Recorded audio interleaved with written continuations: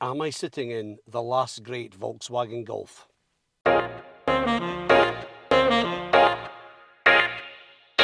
So the Volkswagen Golf's a pretty iconic small family hatchback and one of the biggest sellers Volkswagen's ever had. It's been around for a long time, and this one is the Mark 7, which ran from 2012 to 2019. And this one I'm actually in is a 2019, so it's one of the last ones to come off the production line and had all the facelifts. So if you're looking for a small, used and affordable family car and you've turned your back on EVs and you don't want something that's too modern and techy and bamboozling you with massive touchscreens and all that stuff, you want something that's easy to live with, no nonsense, easy to control, well, I'm here to tell you why the Volkswagen Golf Mark 7 might be one to consider, compared to its rivals, but also compared to the Mark 8 Golf. So if that sounds good, don't forget to like and subscribe and comment and share, interact with the video if you can, if you enjoy it, because that really helps YouTube then think it's a good video and promotes it to other people. Otherwise, nobody ever sees it.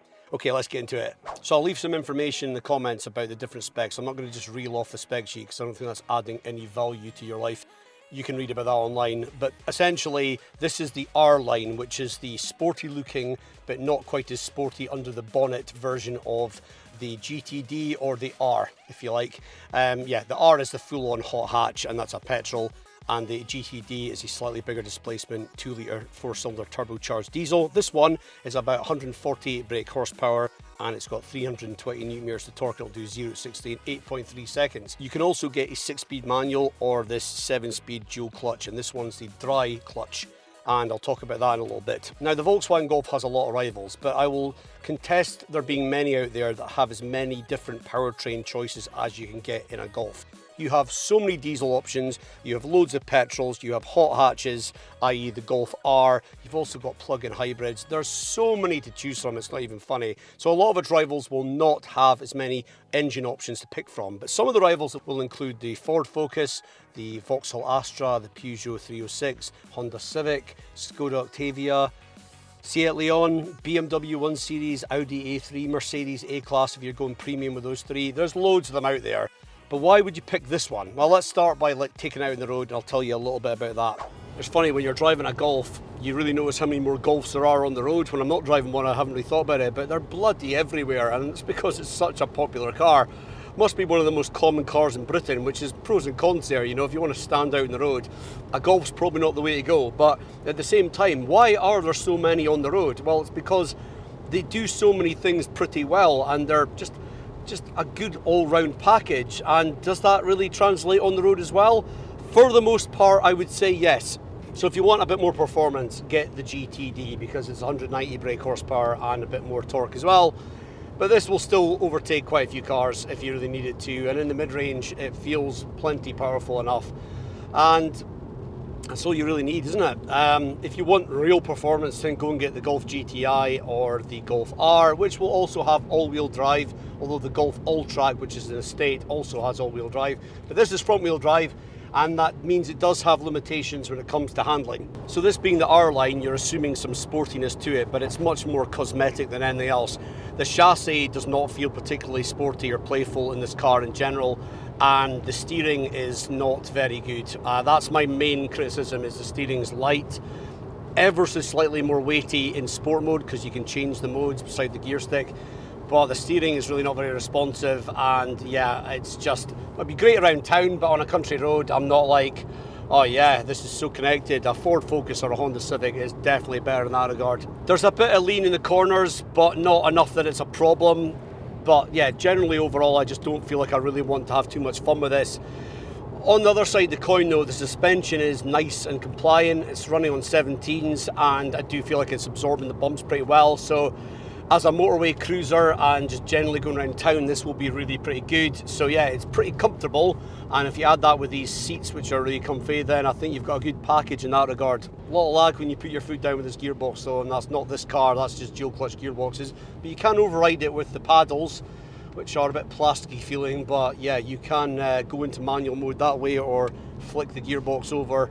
But yeah, just use the paddles, and that'll definitely help if you want a burst of acceleration without putting your foot down and having that awful bit of lag. What I do think is better than a lot of its rivals will be the sound insulation. It's quite quiet in here, I can really hear myself talk, and it just feels like quite a well acoustically designed car. don't hear a lot of noise from anywhere, and so yeah, compared to some of its rivals, that's definitely going to be an area where it stands out and is more likely to compete with its slightly posher cousin, the Audi A3. Visibility is decent, you've got decent sized wing mirrors, decent sized interior mirror, good visibility out the back. B-pillar is quite thick, but yeah, it's not too bad. Fuel economy is pretty good, would expect it to be. The owner says he'll get up to 60 miles per gallon on a long run, which is excellent. And yeah, that's where a diesel really trumps anything, even an EV, because if you spend a lot of time up and down the motorway, yeah, stick in your cruise control, your adaptive cruise, and just chill out.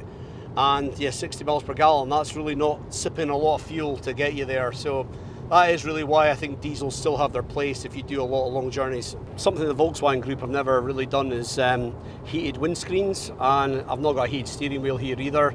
So barring heated seats, it's not really a great car for winter driving. But yeah, the seat is giving me a good toasty arse. So something I've always commended Volkswagen for was just for making simple, easy to use infotainments. And I think this is maybe the last time you could say that about Golf, because if you go for the Mark 8, you're going to see massive big touchscreens and no physical controls for air conditioning, although I think they're actually going back to that now. But before we get on to infotainment, let's talk quality, because I do think there's generally got most of that right. Plastics down below around the center console are really cheap plasticky, and at the bottom of the door, and that's probably where you see the difference between this and like an Audi A3. But overall though, it's pretty good. The leather in the steering wheel feels really nice. It's a wee bit thin for me, but it's still nice. Buttons on the steering wheel are nicely damped, and on the left side you've got your cruise control and adaptive cruise control, volume settings as well. And then on the right you've got voice control and track skip, and also controls for your digital cockpit, which is really nice. So that's all good. Indicator stalks are decent quality, and the door, that's a good door close. So that is high quality. So all of that is good. So yeah, unless you're really starting to scratch around down there, I would say they've got the quality part pretty good. But the driving position feels pretty good as well. And overall, I'm just really comfortable because these seats are really, really soft and squidgy. So that's a reason to get the R Line, unless you're going up to the GTD or GTI, where you get the other bucket seats and they're really good as well, or you go for like a Golf R. Yeah, these R Line seats are decent. They're really soft and squidgy, they hold you in great, but there's no lumbar support. There's very little adjustment in them, so that's disappointing, and you don't get thigh extensions or anything. You'll have to get a pack to get electric seats, I'm guessing, but yeah, you've got very little adjustment, so that's a little bit of a shame, but they look really good and they're very comfy. What I also love is you've got this center armrest that ratchets up and down and goes back and forth, and you can get a perfect position. It's really soft and squidgy as well to put your elbow on the door, pretty soft as well, so you can sit back, put your elbows there and rest. I love that for long journeys. But there's a real reason why I think this one trumps the Mark 8, and there's a couple of points behind that. One is the Mark 8 is much more touchscreeny, less buttons, air conditioning in the touchscreen, although I think they started to move away from that again when they realised how many people hated it.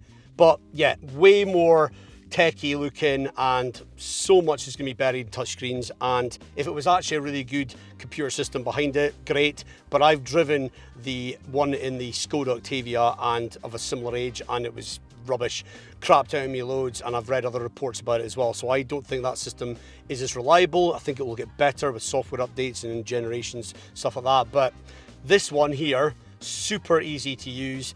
And with the facelifts, you eventually got these haptic buttons instead of real buttons, but they're big enough for your shortcuts that you don't really need to worry about it. But you've got radio, media, phone, voice, nav, etc. Apple CarPlay and Android Auto, happy days, wired. But that's a really good thing to have in a car of this age, because it just keeps the car feeling more modern for longer. But you've also got a couple of dials, you know, they've listened about that. It's like people like to just flick a dial for volume or for tuning, and they've got those as well. So button wise, that is absolutely fine. Then you've got your air conditioning, which is all just little dials, and heated seats are buttons. Boom, press it, off you go. No faffing about, haptic feedback, swipey swipe stuff, none of that. Then you've got your gear stick, this mechanical gear stick, and then you've got buttons around there and automatic parking brakes. So they've got the number of buttons perfect for me, and I just think this is such an easy system to use, and they made it harder after this with the Mark 8. And compared to its rivals, this one, I just think it looks solid. It doesn't look fancy, it's not overly designed, but who cares? It's easy to use, and that's what I want. Something else I commend it for is that there's no need to call the facing away from the driver police here, because this car The infotainment system is angled towards the right-hand driver. Hallelujah. I can't believe how many cars I've reviewed where I've seen that as not being the case, particularly ones where it's trying to be sporty. It's like any car that says I'm a sporty car and has a sporty name should be driver-centric and engaging for the driver. And this is the R Line badge, so technically that is meant to be sporty. And so I want all this to face me when I'm driving and to feel like a proper cockpit for a driver.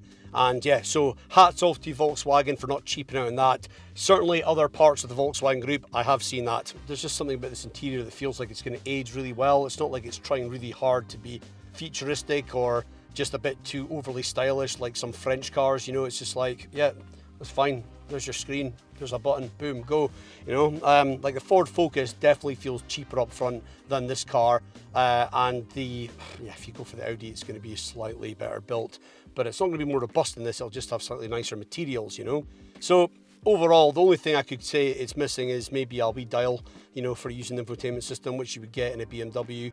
And so that's about the only thing I can say bad about it. But this digital cockpit, compare this to the Ford Focus, one of a similar age. This is way better. It's really stood the test of time. It's really big.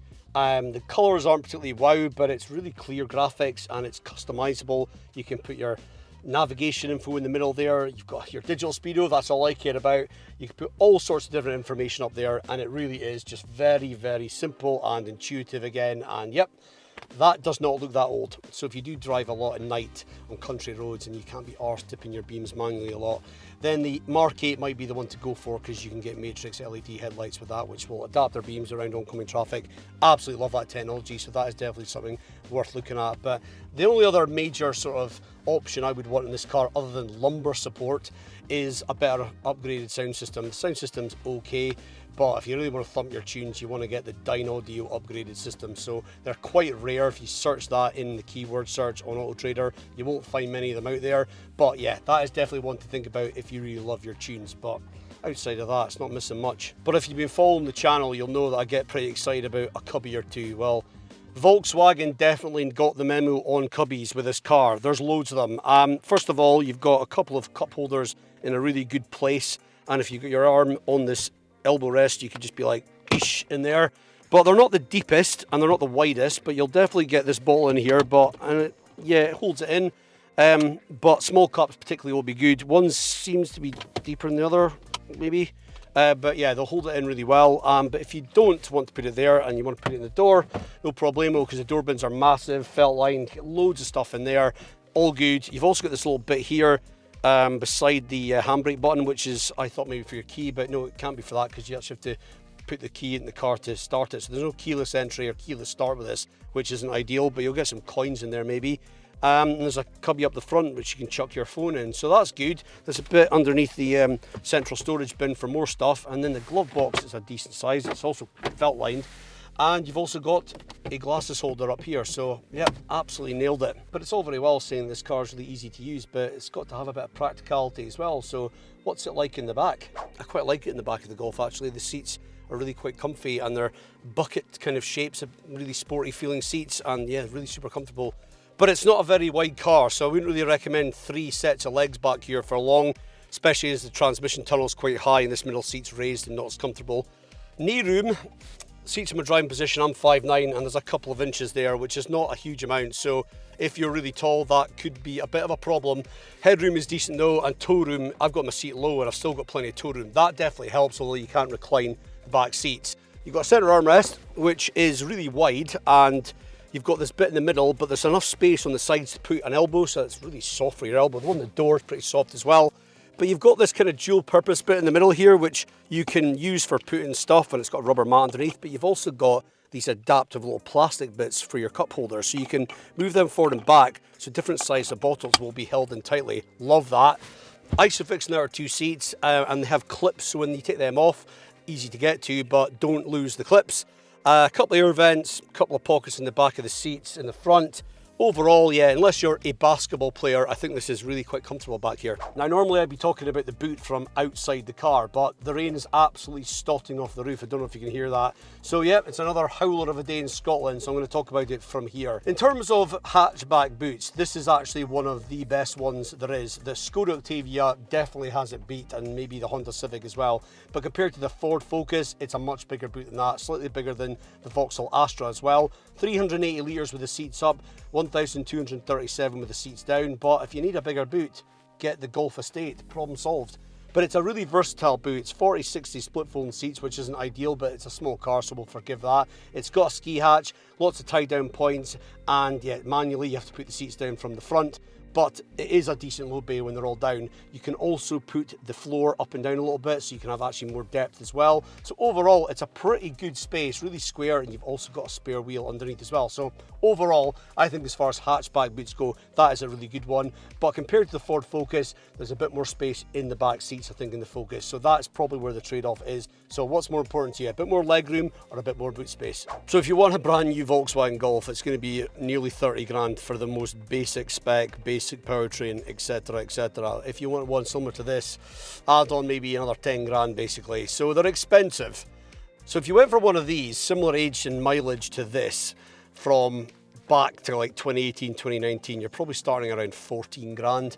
And yeah, considering they're reasonably reliable cars from what I can see, that's not too bad, and might be a better sort of price point. Get a private loan, pay it off over a few years, and your monthly payments are probably going to be fairly similar to what you'd be on a PCP for a new one. But if you are going to have one of these out of warranty, then don't go to Volkswagen for your servicing.